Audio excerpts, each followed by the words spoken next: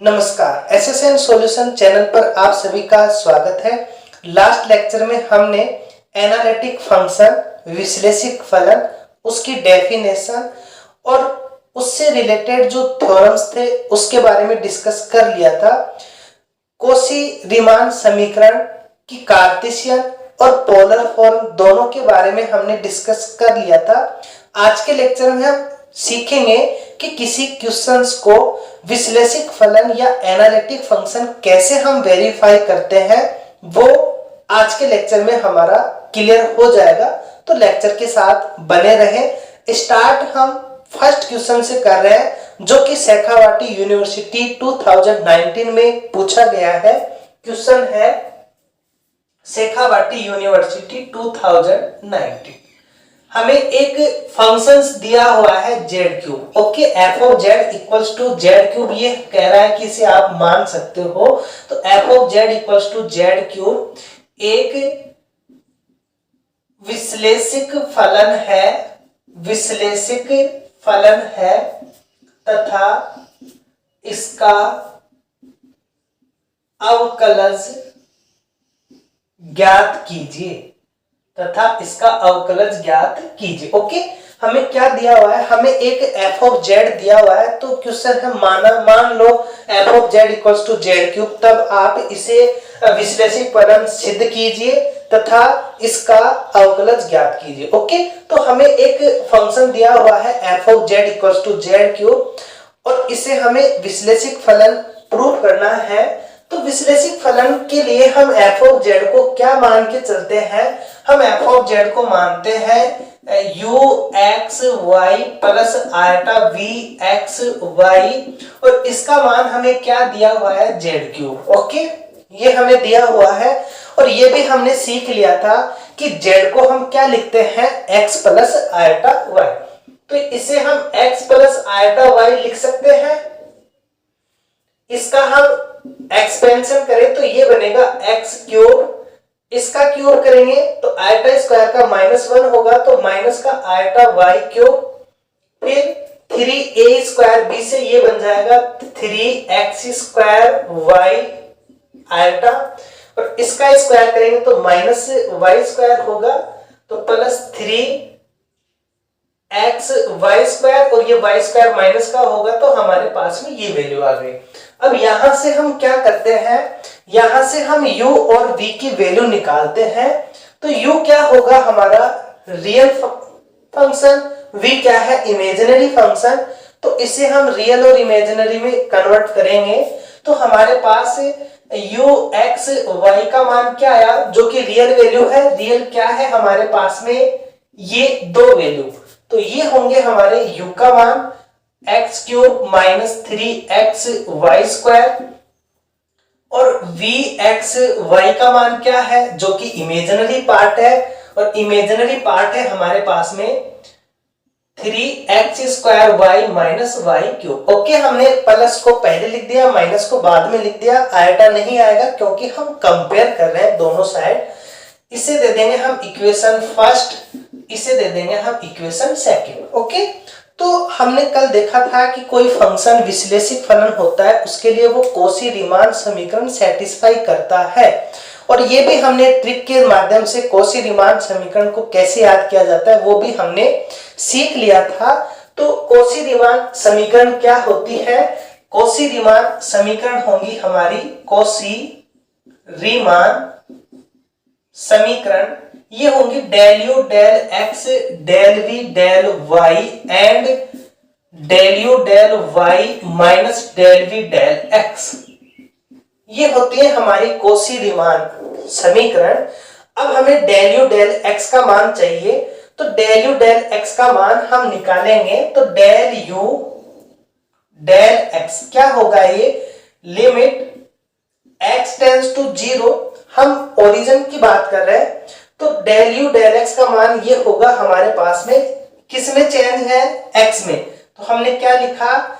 u x 0 minus u 0 0 upon में x। Okay, ये होता है हमारा डेल यू डेल एक्स का मान।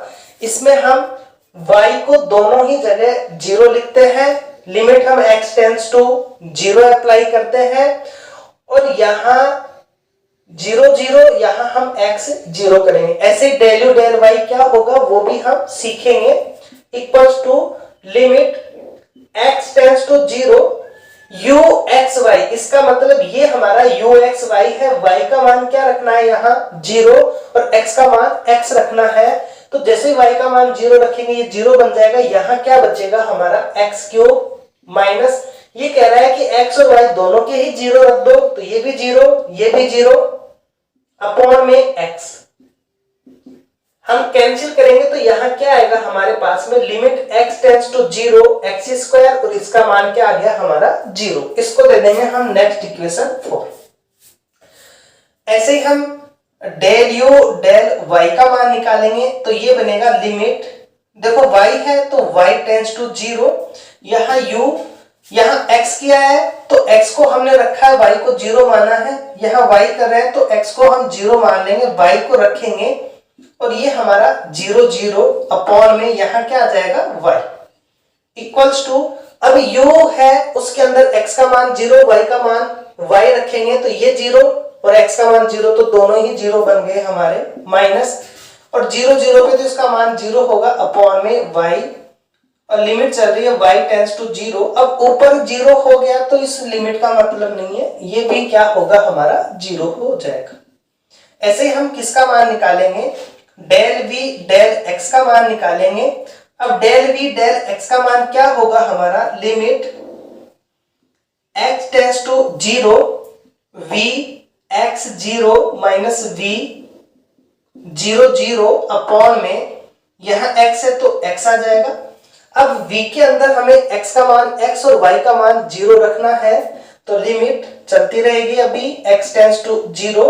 अब हम v के ऊपर आए, v के ऊपर क्या करना है हमें, y का मान 0 तो ये भी 0 ये भी 0 बनेगा माइनस, और v का मान ये 0 0 अपॉन में x, तो इसका मान आ गया 0।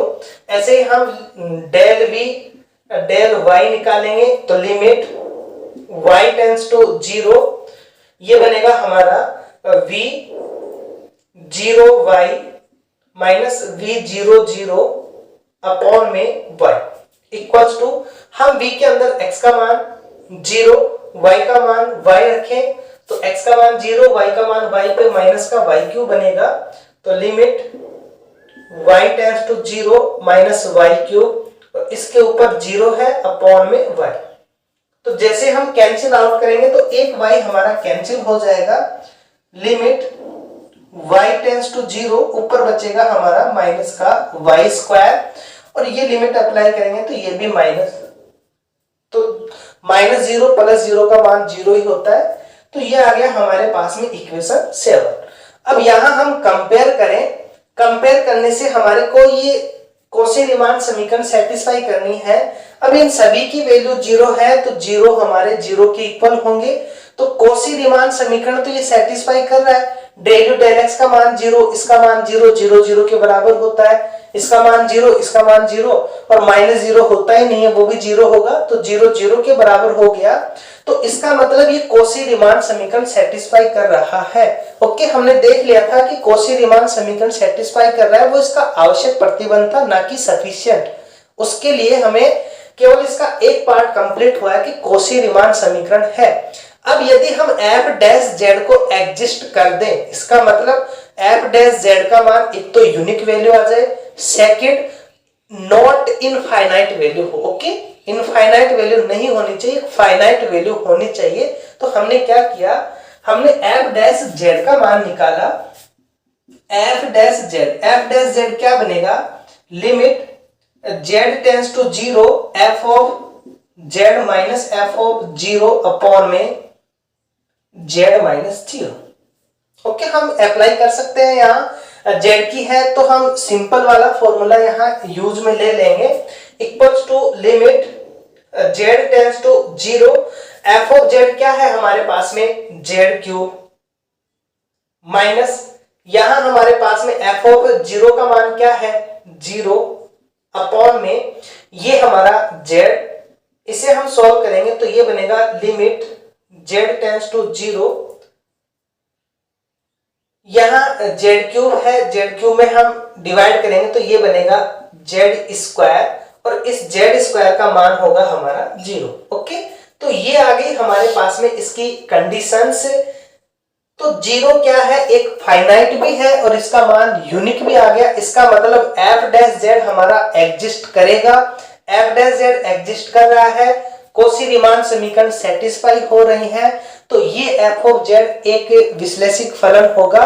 इसका अवकलज पूछा था, अवकलज हमने निकाल लिया। अवकलज मूल बिंदु के ऊपर तो है इसका 0, और वैसे इसका नॉर्मल हम एफ डैश जेड निकालेंगे तो नॉर्मल एफ डैश जेड बनेगा इसका जेड के रेस्पेक्ट में हमारा 3z स्क्वायर, 3z स्क्वायर। ये आ गया हमारे पास में इसका मान। और यदि आप z को x और y में कन्वर्ट करना चाहते हो तो ये बनेगा 3x square plus y square.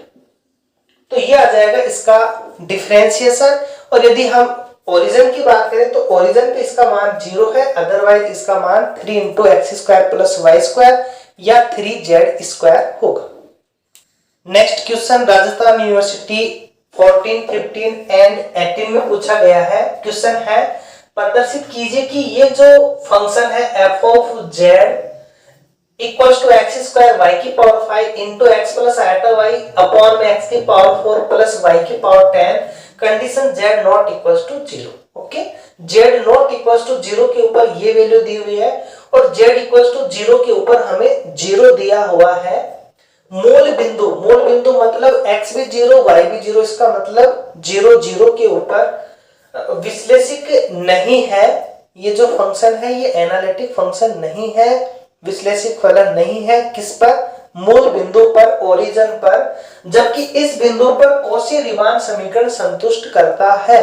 तो हमें क्या करना है, पहले एफ ऑफ जेड को यू और वी में कन्वर्ट करना है, कॉची रीमान समीकरण सेटिस्फाई करवानी है, उसके बाद हमें एफ डैश जेड का मान निकालना है।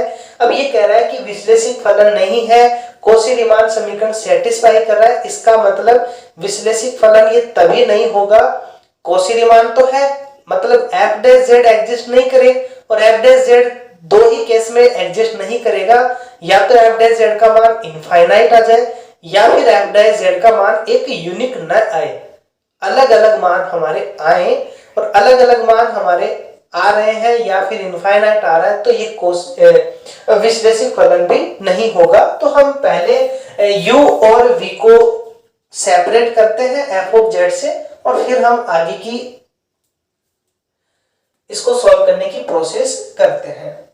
तो इसे हम सॉल्व कर रहे हैं। एफ ऑफ जेड है वो हम जानते हैं u x y plus eta v x y के इक्वल होता है, ये हमें दिया हुआ है। एक्स स्क्वायर, देखो इसको x से मल्टीपल करके हम क्या लिख सकते हैं, एक्स क्यूब y की पावर 5 x की पावर 4 प्लस y की पावर 10 लिख सकते हैं।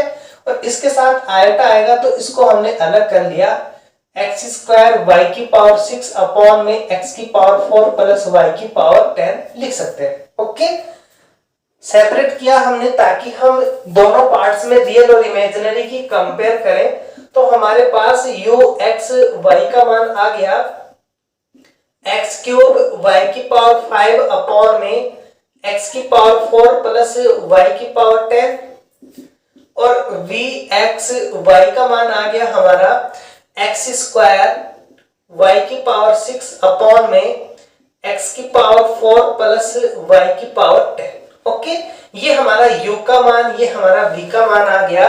अब मूल बिंदु पे हमें कॉची रीमान समीकरण सेटिस्फाई करवानी है। तो मूल बिंदु पे कॉची रीमान के लिए डेल u डेल x क्या होगा, अभी हमने देखा था, limit x tends to 0 u x 0 minus u 0 0 upon में x इक्वल्स टू वही u के फंक्शन में x का मान x, y का मान 0 रखेंगे तो देखो ऊपर ही y, तो ये तो 0 बन गया, यहाँ नॉट 0 होगा, x की पावर 4 आएगा तो 0 बटा x की पावर 4 हमारा 0 बनेगा। तो limit x tends to 0 0 minus x भी 0 y भी 0, इसका मान यहाँ क्लियरली इसने दे रखा है क्या है 0। ओके, 0 0 पे इसका मान 0 है, यहाँ हम नहीं फाइंड कर सकते 0 0 पे, 0 0 पे यहाँ इसका एक अनिर्धारित रूप होता है, इसलिए क्वेश्चन में ऑलरेडी पहले ही दे रखा है कि इसका मान क्या है 0। तो ये बनेगा हमारा 0 अपॉन में x, तो इसका मान आ गया हमारा 0।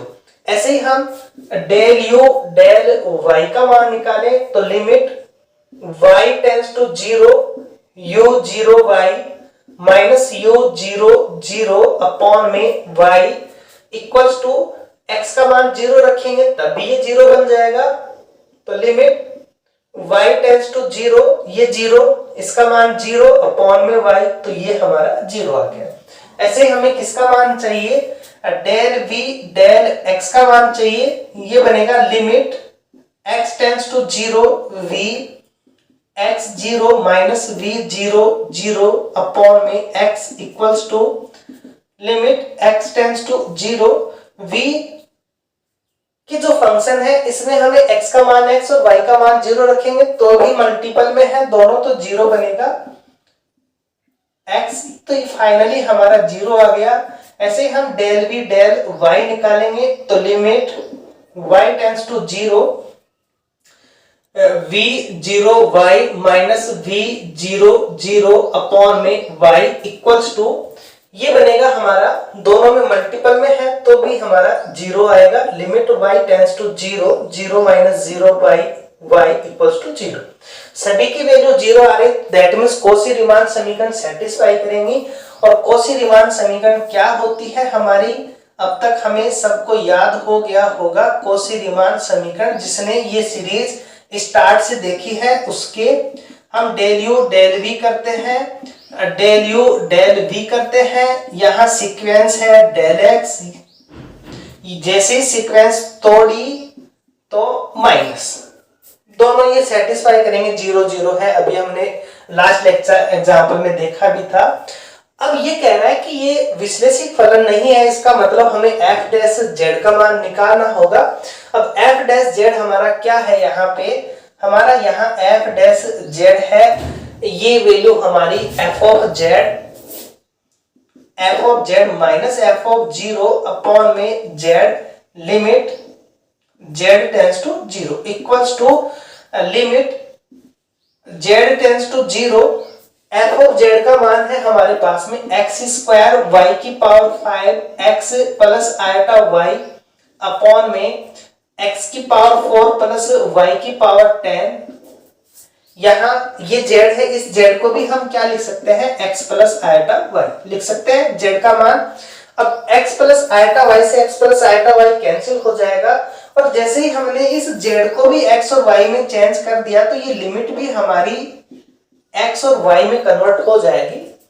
तो यहां से हमारे पास में क्या वैल्यू आई, limit x tends to 0 y tends to 0 x square y की पावर 5 अपॉन में x की पावर 4 प्लस y की पावर 10। ओके, अब हमें करना क्या है, अब हमें y का मान mx रख देते हैं। ओके, यहां सॉल्व करने के लिए एक बार हम y का मान mx रखते हैं, यदि वो m पर डिपेंडेंट आ जाती है, कहने का मतलब यदि इक्वेशन में m आ जाता है तो जैसे जैसे हम m के मान रखेंगे y बराबर mx रखने पर यदि f डैश z में m आ जाता है तो यदि हम m का मान 1 रखेंगे तो ये 1 आएगा, 2 रखेंगे तो 2, 3 रखेंगे तो 3। इसका मतलब इसका यूनिक मान नहीं आया, अलग अलग मान आ रहे हैं, तब भी ये हमारा विश्लेषित फलन नहीं होगा। यदि m आए नहीं, एक फिक्स वैल्यू आ गई जैसे 1/2, 3, 5, तो ये विश्लेषित फलन होगा। और या फिर यदि ये 0 आ जाए तो फिर हम एक दूसरा मार्ग देखेंगे, उसके ऊपर इसका मान यदि 0 के अलावा आता है तब भी ये विश्लेषित फलन नहीं होगा। तो सबसे पहले तो हमें करना क्या होता है, स्टार्टिंग में हम y बराबर mx रखते हैं हर क्वेश्चन में, उसके बाद में यदि m आ जाता है तो क्लियर है, नहीं होगा, यदि m नहीं आता, कोई फिक्स वैल्यू आती है तो होगा, और यदि 0 आता है तो हम दूसरा मार्ग देख के फिर वैल्यू निकालेंगे। तो यहाँ एक बार हमने रखा y बराबर mx, तो जो f डैश z है वो क्या बना, हमने y को चेंज कर दिया mx में, तो ये y की लिमिट भी हट गई हमारी, ये लिमिट केवल x में रहेगी क्योंकि y है ही नहीं, x में चेंज कर दिया हमने, y की जगह mx रखा तो ये बना m की पावर 5 x की पावर 7, क्योंकि x की पावर 5 और x की पावर 2 x की पावर 7 होगा, यहाँ m की पावर 5 होगी और ये x की पावर 4 प्लस यहाँ हमारे पास में x की पावर 10 और ये m की पावर 10।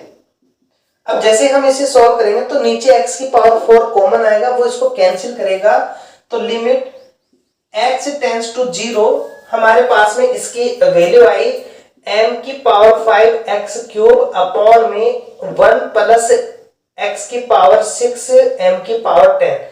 जैसे हम लिमिट अप्लाई करेंगे तो ऊपर हमारा 0 बन जाएगा, नीचे ये 0 बनेगा बट ये 0 नहीं बनेगा, तो ये आएगा 0/1 जो कि 0 होगा। और 0 पे ये मेथड फेल होता है, हम दूसरा मार्ग लेंगे और दूसरा मार्ग जनरली हमें दिख जाएगा। हमें देखो यहाँ क्या चाहिए, नीचे x की पावर 4 चाहिए। यदि यहाँ x की पावर 4 आ जाती है तो हम इसको कैंसिल करेंगे कॉमन लेके, और y की पावर 10 का मान x की पावर 4 कब होगा, जब हम y की पावर 5 को x स्क्वायर ले ले। यदि y की पावर 5 की जगह हम x स्क्वायर लेंगे तो y की पावर 10 का मान x की पावर 4 हो गया, नीचे से हम कॉमन ले लेंगे। तो हमने इस बार क्या किया, इस बार हमने y की पावर 5 का x स्क्वायर में मान लिया,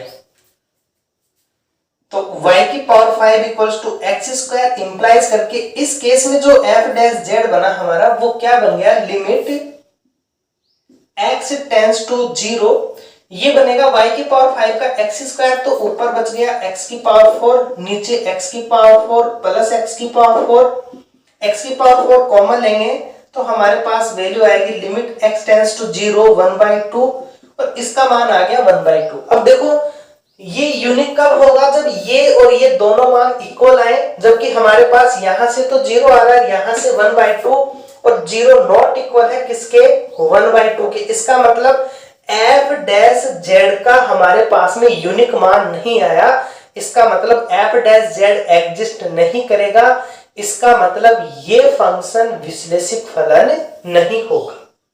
next question Rajasthan university 16 and 19 में पूछा गया क्वेश्चन है प्रदर्शित कीजिए कि फलन f जो कि f of z equals to e की पावर माइनस z की पावर माइनस 4 कब, जब z नॉट इक्वल 0 है और z 0 है उसके ऊपर हमारा 0 है। ये एक फंक्शन है द्वारा परिभाषित है, वह z इक्वल्स टू 0 पर विश्लेषिक फलन नहीं है। तो यहाँ भी हमें क्या प्रूव करवा रहा है कि ये एक एनालिटिक फंक्शन नहीं है, जबकि कोशी रीमान समीकरण इस बिंदु पर, किस बिंदु पर, z इक्वल्स टू 0 पर संतुष्ट है। तो अभी जो किया था हमने क्वेश्चन उसी के टाइप का है।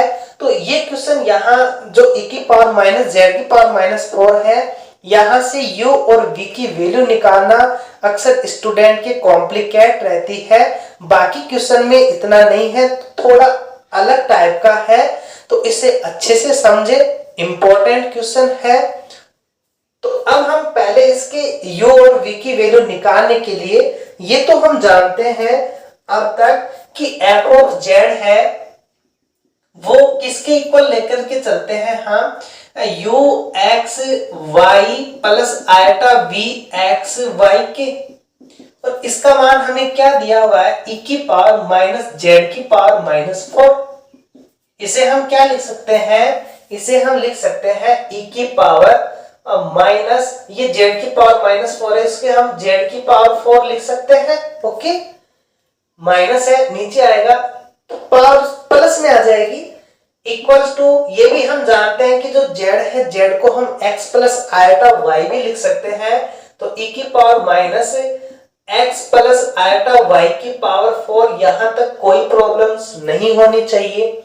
अब ये भी हम जानते हैं कि यदि नीचे आयटा है तो उसकी कॉन्जुगेट से हम ऊपर नीचे मल्टीपल करके नीचे आयटा को हटाते हैं, तो x प्लस आयटा y की कॉन्जुगेट क्या होगी, x माइनस आयटा y, और ये पावर 4 है तो हमने इसकी कॉन्जुगेट की भी पावर 4 की, तो हमारे पास क्या वैल्यू आई, e की power minus x minus iota y की पावर 4 अपॉन में इसकी पावर 4 करेंगे तो ये बनेगा x प्लस आयटा y की power 4 into x minus iota y की power 4।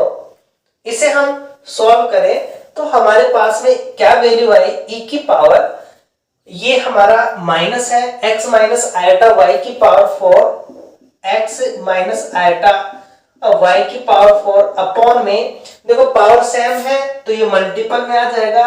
x plus iota y को x माइनस आइटा y से मल्टीपल करेंगे तो क्या वैल्यू आएगी, x square plus Y square, तो ये बनेगा x square plus Y square की पावर 4। ओके, ये हमारे पास में वैल्यू आई। अभी हमें यहाँ रियल और इमेजिनरी को सेपरेट करना है, तभी हम u और v की वैल्यू बता पाएंगे। तो इसको सेपरेट करने के लिए हमने क्या किया, इस x माइनस आइटा y का अलग से मान निकाल लिया, फिर वो मान हम यहाँ रखेंगे और इसको सेपरेट कर लेंगे। तो हमने क्या किया, इसको हमने इक्वेशन नंबर डाल दी फर्स्ट। अब हमने क्या लिया, हमने अलग से x माइनस आइटा y की पावर 4 ली।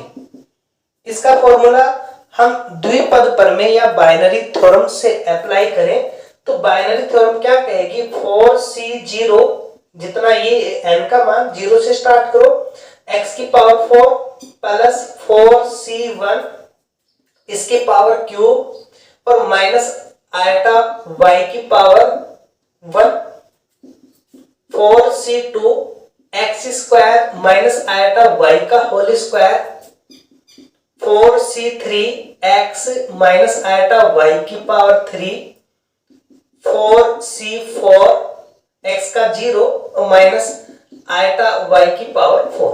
अब हम इसे सॉल्व करें तो 4c0 का मान 1 होता है, तो ये बनेगा हमारा x की पावर 4, 4c1 का मान 4 होता है, ये माइनस का है तो माइनस का 4 iota x cube y, 4c2 का मान 6 होगा, आइटा स्क्वायर का मान -1 होगा।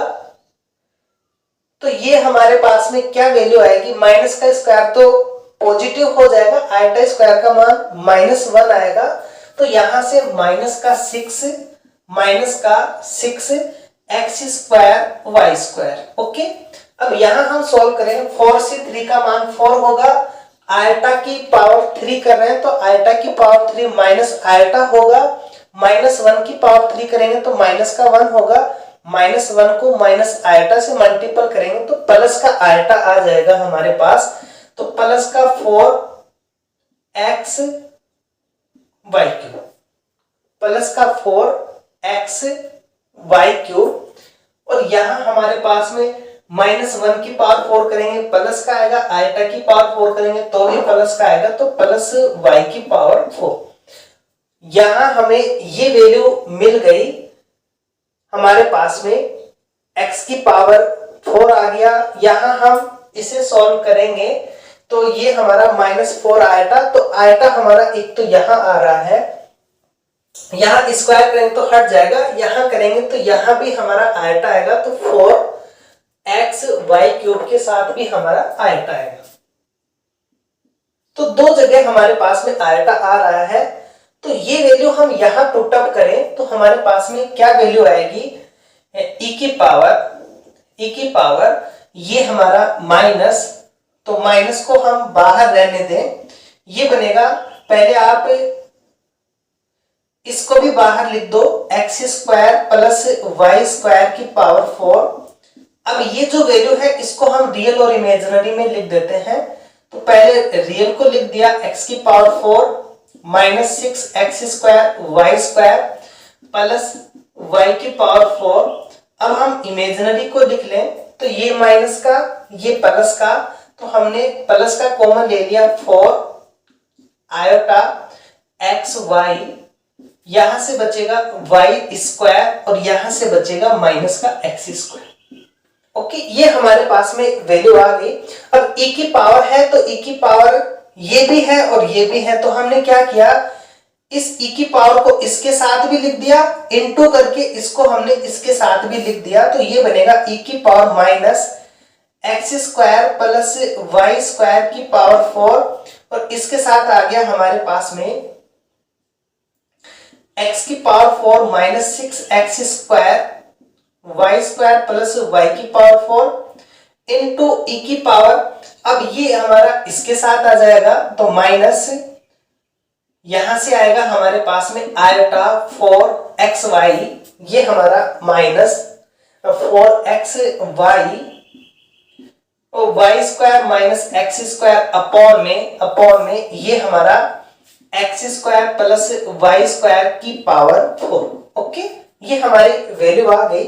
अब हमने क्या किया, हम जानते हैं कि e की पावर आयटा थीटा होता है, उसका मान होता है cos theta plus eta sine theta. Okay, ये आयलर थ्योरम होती है और आयलर थ्योरम से e की पावर आयटा थीटा का ये मान होता है। तो इसका तो मान हमें डायरेक्ट नहीं पता, इसका तो एक्सपेंशन करना पड़ेगा, बट यहाँ आयलर थ्योरम से हम कोस और साइन में इसको कन्वर्ट कर सकते हैं।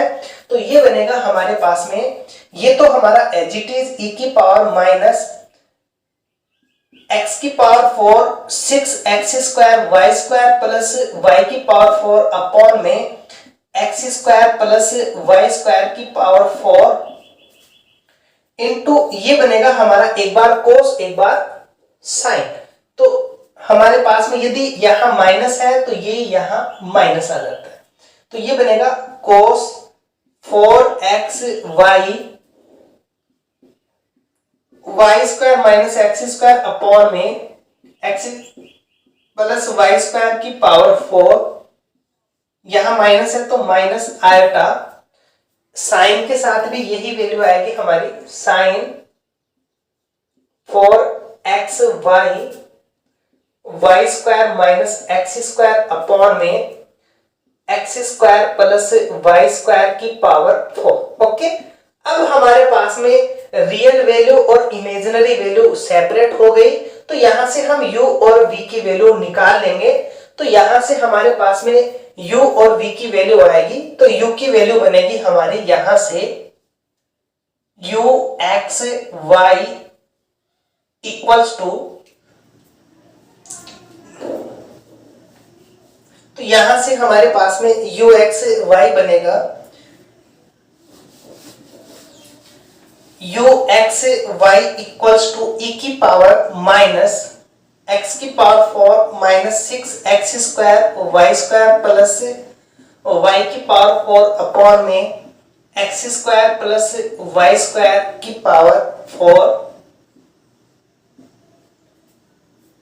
ये कोस आ जाएगा इसके साथ में, तो cos 4xy Y square minus x square upon में x square plus Y square की पावर 4। ओके, ये आ गया हमारे पास में u x y की वैल्यू। ऐसे हम v x y की वैल्यू निकाल लेंगे, तो v x y बनेगा हमारा इमेजिनरी पार्ट, इमेजिनरी हम इसको इसके साथ में लेंगे तो ये माइनस का आएगा हमारे पास में, तो माइनस का न लेके हम इसको x square minus y square लिख देंगे और प्लस का ले लेंगे e की पावर माइनस एक्स की power 4 minus 6x square y square plus Y की पावर 4 अपॉन में एक्स स्क्वायर वाई स्क्वायर की पावर 4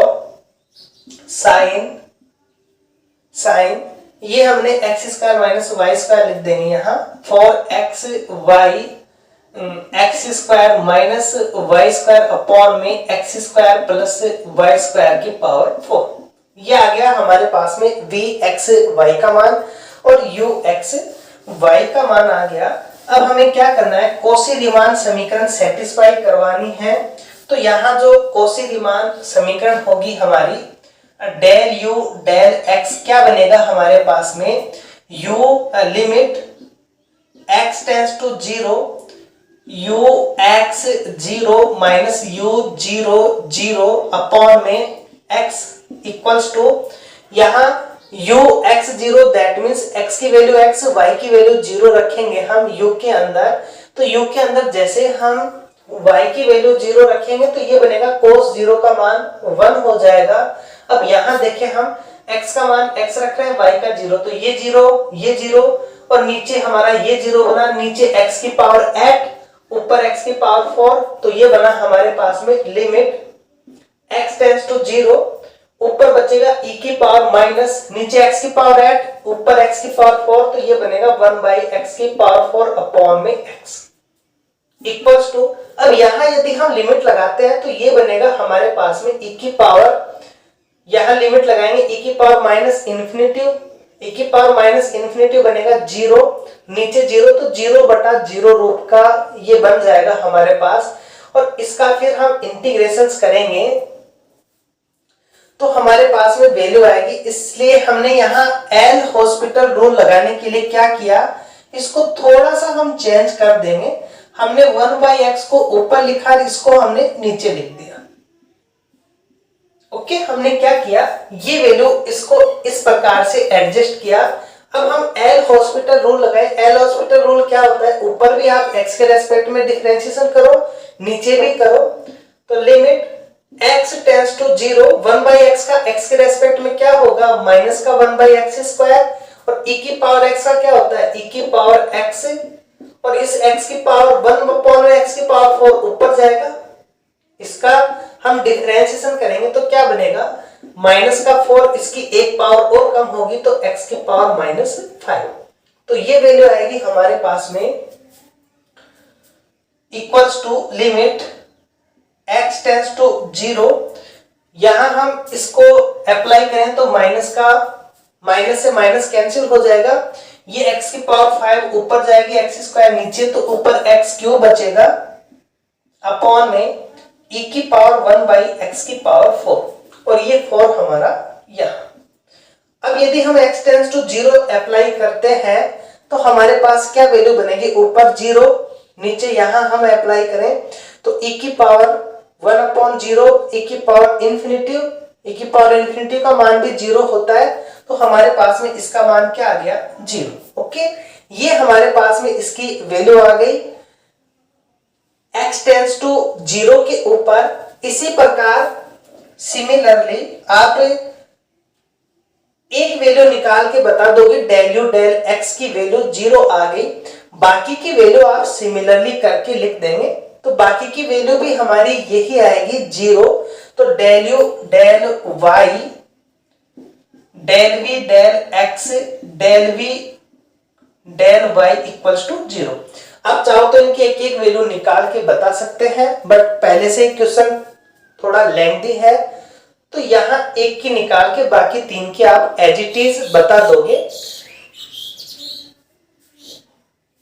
क्योंकि यहां दिया हुआ है कॉची रीमान समीकरण सेटिस्फाई है, तो एक आ रही तो बाकी की भी हमारी 0 ही बनेंगी। तो ये डेल यू डेल एक्स आ गया हमारे पास में, तो इसका इंप्लाइज करके ये कॉची रीमान समीकरण सेटिस्फाई कर रही है। अब हम f डैश z की वैल्यू निकालें तो f डैश z हमारे पास में आएगा limit z tends to 0, f of z minus f of 0 upon में z। f ऑफ z का मान हमें दिया हुआ है e की पावर माइनस z की power -4, limit z tends to 0, f of 0 का मान भी हमें दिया हुआ है अपॉन में z। ये हमारी वैल्यू आ गई equals to limit z tends to 0, ये वैल्यू बनी हमारी e की पावर -1 अपॉन में z की पावर 4 अपॉन में z। अब हमने क्या किया, y बराबर mx लेते हैं, बट यहां हम mx लेंगे तो ये x प्लस आयटा y में हम इसको पहले कन्वर्ट करें तो ये बनेगा limit x tends to 0, y tends to 0, e की पावर -1 अपॉन में x प्लस आयटा y की पावर 4 अपॉन में x plus iota y। Okay, ये वैल्यू बनेगी। अब यहाँ यदि हम mx लेंगे तो फिर से हमें इसका 4 टाइम्स तक एक्सपेंशन करना होगा, तो हमने क्या किया, सबसे सिंपल वैल्यू हमने पुट कर दी, क्या हमने y बराबर ओनली x मान लिया ताकि हम कॉमन ले लें और इसका एक्सपेंशन करने से बच जाए। तो हमने y बराबर x लिया, तो ये बना हमारा लिमिट x टेंड्स टू 0, यहां बनेगा e की पावर -1 अपॉन में ये x और ये प्लस आयटा, तो x की पावर 4 कॉमन ले लिया, 1 प्लस आयटा की पावर 4 बच गया, और नीचे बना हमारे पास में x कॉमन ले लेंगे हम, तो यहां 1 प्लस आयटा बच जाएगा। ओके, ये ये हमारे पास में इसकी वैल्यू आ गई x और y इक्वल लेने पर, तो ये बनेगा हमारे पास में limit x tends to 0 1 plus iota की पावर 4। देखो 1 प्लस आयटा का हम स्क्वायर करेंगे तो ये बनेगा 1 का स्क्वायर आयटा का स्क्वायर -1 और 2 आयटा। अब 1 प्लस आयटा की पावर 4 करेंगे, इसका मतलब 1 प्लस आयटा का जो स्क्वायर है इसका स्क्वायर कर दो, तो 2 आयटा का स्क्वायर करेंगे तो क्या आएगा, आयटा स्क्वायर का मान -1 तो माइनस का 4।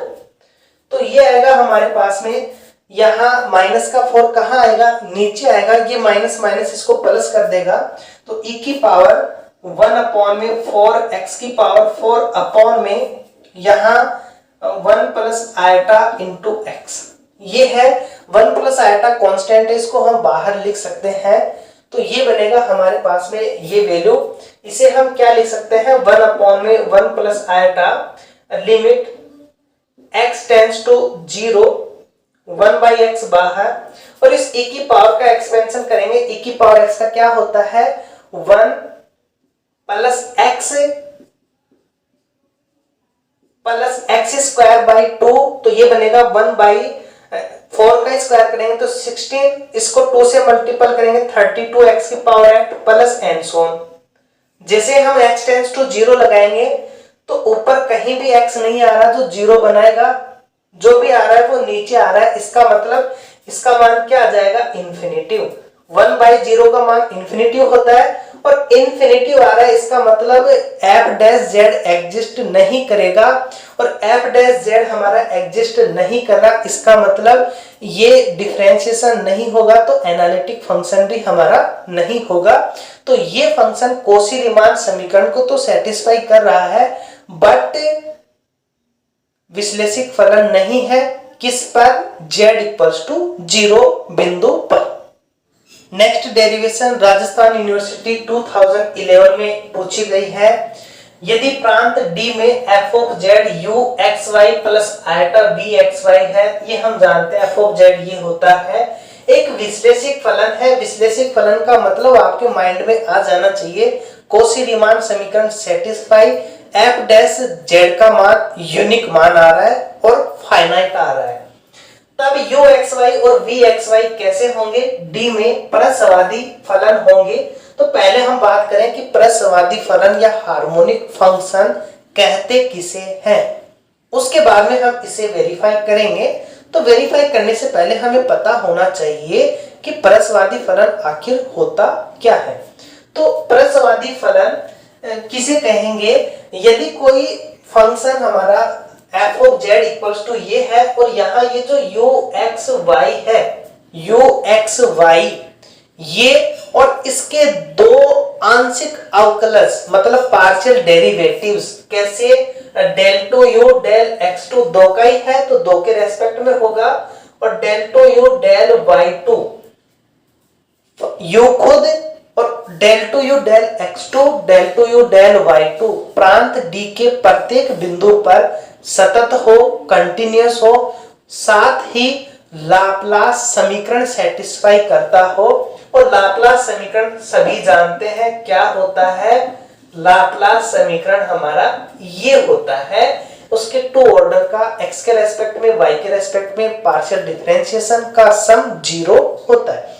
तो प्रसवादी में हमारे पास में लाप्लास समीकरण आता है, और विश्लेषिक फलन में कॉची-रीमान समीकरण आती है। ओके, तो प्रसवादी किसे कहेंगे, u के लिए ऐसे ही v के लिए हो जाएगा।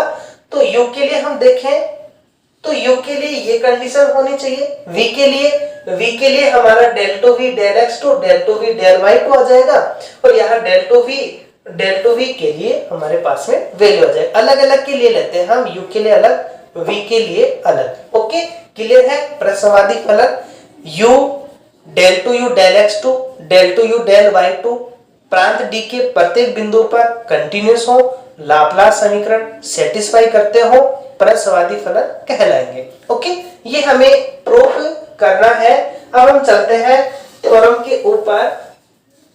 थ्योरम क्या कह रही है कि यदि f ये हमारा एक विश्लेषिक फलन है। इसका मतलब हमें दो बात लिखने का हक दे दिया इसने, एक तो कॉची रीमान समीकरण, दूसरा एफ डैश जेड यूनिक होगा। और विश्लेषिक फलन है, इसका मतलब एफ डैश जेड ही नहीं, F dash Z, F double dash, F triple dash, जितने भी हम डिफरेंशिएशन करते हैं वो सभी एग्जिस्ट होते हैं। तो यहाँ हमें दिया हुआ है क्या, f of z u x Y plus iota we x y एक विश्लेषिक फलन है, विश्लेषिक फलन एनालिटिक फंक्शन है। तब यह कॉची रीमान समीकरण, ओके, कॉची रीमान समीकरण, कॉची रीमान समीकरण सबके याद हो गई, del two u del v y and del two del Y minus del we del x संतुष्ट करेगा तथा u व v प्रत्येक u व v के प्रत्येक कोटि के आंशिक अवकलज, आंशिक अवकलज किसे कहेंगे हम, पार्शियल डेरिवेटिव्स, आंशिक अवकलज विद्यमान होंगे। ओके, ये इसके एनालिटिक फंक्शन की कंडीशन होती है कि u और v होंगे, वो उसके हर कोटि के डिफरेंशिएशन करेंगे हम पार्शियल, वो हमारे एग्जिस्ट होंगे, कंटिन्यूअस होंगे। तो पहले हमें ये चीज दी हुई है, del u del x del v del y, इसे हम इक्वेशन फर्स्ट दे दें, इसे हम सेकंड दे दें। तो हर कोटि के लिए है, तो इसका हमने एक बार और पार्शियल डिफरेंशिएशन किया x के रेस्पेक्ट में, तो ये बना del two u del x2 equal में del two v del x del y, equation third, and इसका करेंगे तो ये बनेगा del two u del y2 equals to minus का del two v del y del x। इसका हमने x के रेस्पेक्ट में किया, इसका हमने y के रेस्पेक्ट में किया, इसको हमने इक्वेशन नंबर 4 दे दिया। ओके, अब हम सेकंड ईयर डिफरेंशियल इक्वेशन में पढ़ के आए हैं, और फर्स्ट ईयर में भी हमने पार्शियल डिफरेंशिएशन में पढ़ा था क्या, कि del two v del x del y equal होगा del two v del y del x के। ओके, पहले आप एक ही फंक्शन का, पहले आप x के रेस्पेक्ट में करो, फिर y के रेस्पेक्ट में करो, या पहले y के रेस्पेक्ट में करो फिर x के रेस्पेक्ट में करो, जो वैल्यू आएगी वो हमारी सेम होगी।